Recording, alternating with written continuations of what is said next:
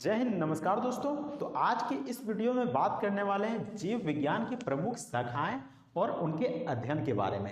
जी हाँ, यह वीडियो बिल्कुल ट्रिक से रहने वाली है। अगर आपके मन में कन्फ्यूजन रहता है कि आखिर कौन सी शाखाएं को कौन से अध्ययन के अंतर्गत रखा जाता है, तो इस वीडियो को देखने के बाद आपका सारा डाउट और कन्फ्यूजन दूर हो जाएगा।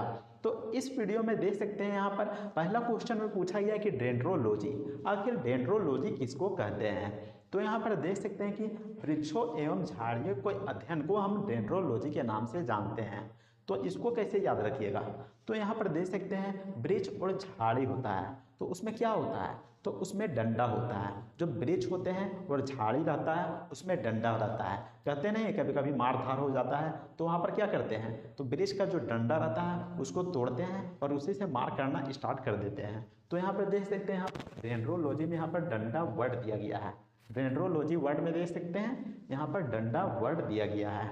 तो इससे याद रखिएगा कि डेंड्रोलॉजी हम किसको कहते हैं, तो वृक्षों एवं झाड़ियों के अध्ययन को हम डेंड्रोलॉजी कहते हैं। अगला क्वेश्चन में देखते हैं सेरोलॉजी। तो सेरोलॉजी हम किसको कहते हैं, तो छिपकलियों के अध्ययन को हम सेरोलॉजी के नाम से जानते हैं। यहाँ पर देख सकते हैं सेरोलॉजी में सर वर्ड आया है। सेरोलॉजी में यहाँ पर सर वर्ड आया है और सर के ऊपर क्या रहता है, तो सर के ऊपर क्या रहता है, तो छत रहता है। और छत में क्या रहता है, तो छत में छिपकली रहता है। तो यहाँ पर देख सकते हैं सेरोलॉजी में यहाँ पर सर वर्ड आया है और सर पर क्या रहता है, तो सर पर छत रहता है और छत में छिपकली रहता है। तो ऐसे में याद रखिएगा सेरोलॉजी, जो कि छिपकलियों के अध्ययन को कहा जाता है। अगला क्वेश्चन में देखते हैं एंटोमोलॉजी। एंटोमोलॉजी के अंतर्गत किसका अध्ययन किया जाता है, तो इसके अंतर्गत कीटों का अध्ययन करते हैं। तो इसको कैसे याद रखिएगा, तो इसको याद रखिएगा, यहाँ पर देख सकते हैं एंटोमोलॉजी में एंट वर्ड आया है। एंट वर्ड आया है और एंट क्या होता है, एंट मतलब क्या होता है, तो एंट मतलब होता है चींटी। एंट मतलब चींटी होता है और चींटी क्या है, तो चींटी एक तरीके का कीट है। तो यहाँ पर देख सकते हैं कीटों का अध्ययन, जिसको कि हम एंटोमोलॉजी के नाम से जानते हैं। यहाँ पर एंट वर्ड को याद रखिएगा, जो कि यहाँ पर चींटी से रिलेट हो जाएगा। और कीट जो एंट है वह एक तरीके का कीट है, तो कीटों का अध्ययन एंटोमोलॉजी हो जाएगा। अगले क्वेश्चन में देखते हैं कि हर्पेटोलॉजी।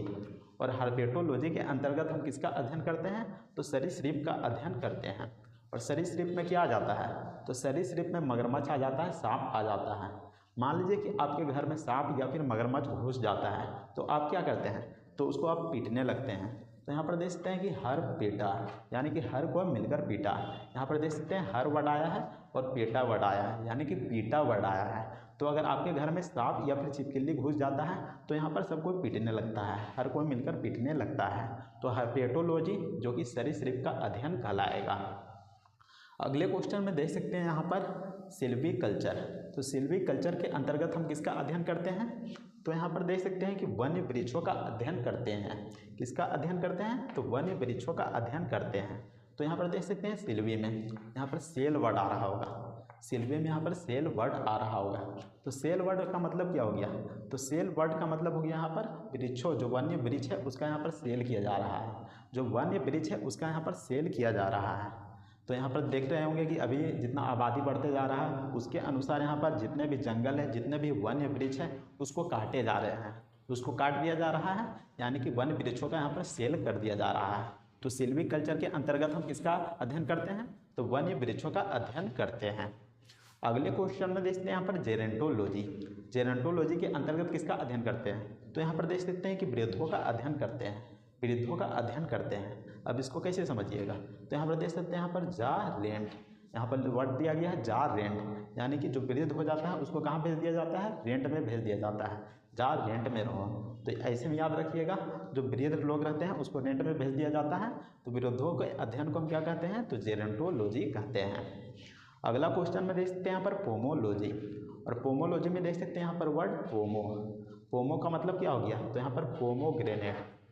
पोमोग्रेनेट, पोमोग्रेनेट एक प्रकार का फल होता है, जो कि अनार का फल होता है।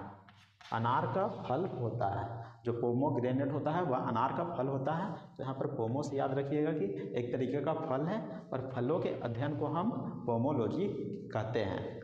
अगला क्वेश्चन में देखते हैं, पूछा गया कि माइकोलॉजी, आखिरकार माइकोलॉजी के अंतर्गत किसका अध्ययन किया जाता है। तो यहाँ पर देख सकते हैं कि कवकों का अध्ययन किया जाता है। तो यहाँ पर वर्ड देखिए माइक, और माइक देखने में कैसा लगता है, तो जस्ट ऐसा लगता है माइक। माइक देखे होंगे यहाँ पर पकड़ने वाला होता है और ऊपर में गोल ऐसा दिखा रहता है। तो जो कवक रहता है यानी कि जो मशरूम रहता है वो ऐसा ठीक वैसा ही दिखता है, यानी कि माइक के जैसा ही दिखता है। तो आपको याद रखना है कि माइक के जैसा कौन सा चीज़ दिखता है, तो वह मशरूम दिखता है जिसको कि हम कवक के अंतर्गत रखते हैं।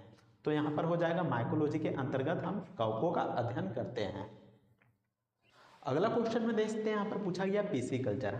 आखिरकार पीसी कल्चर के अंतर्गत हम किसका अध्ययन करते हैं, तो यहाँ पर देख सकते हैं मत्स्य पालन का अध्ययन करते हैं, यानी कि मछली कैसे पाला जाता है उसका अध्ययन किया जाता है। तो यहाँ पर देख सकते हैं, यहाँ पर पीसी वर्ड को देखिए, पीसी और फीसी, पीसी और यहाँ पर फीसी वर्ड को देखिए, पीसी और फीसी।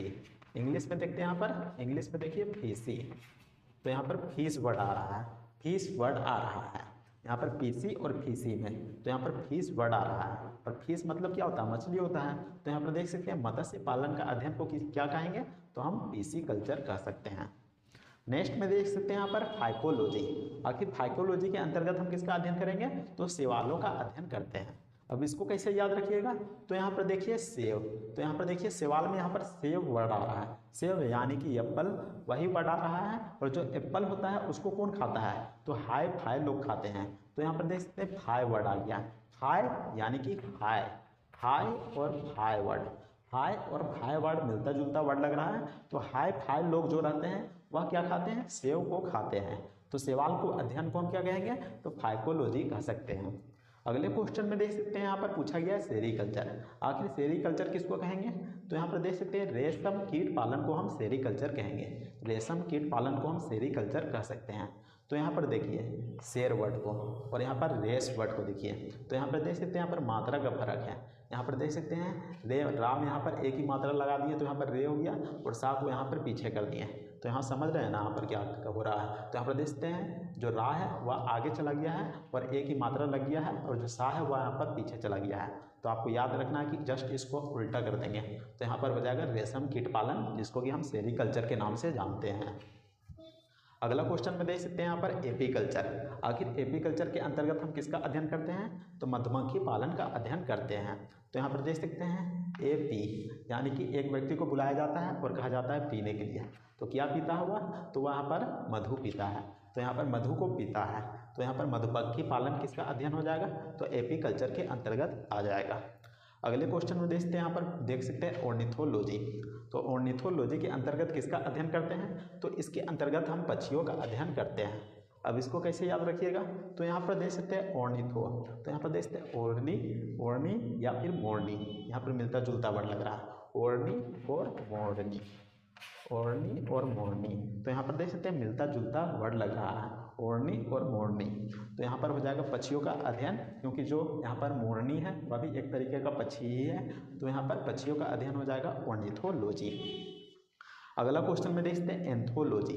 और एंथोलॉजी के अंतर्गत हम किसका अध्ययन करते हैं, तो इसके अंतर्गत हम पुष्पों का अध्ययन करते हैं। तो यहाँ पर देखते हैं एंथो में यहाँ पर जो आ रहा है एंथर, जो पुष्प में एक भाग पाया जाता है जिसका नाम रहता है एंथर, पुष्प में एक भाग पाया जाता है जिसका नाम रहता है एंथर।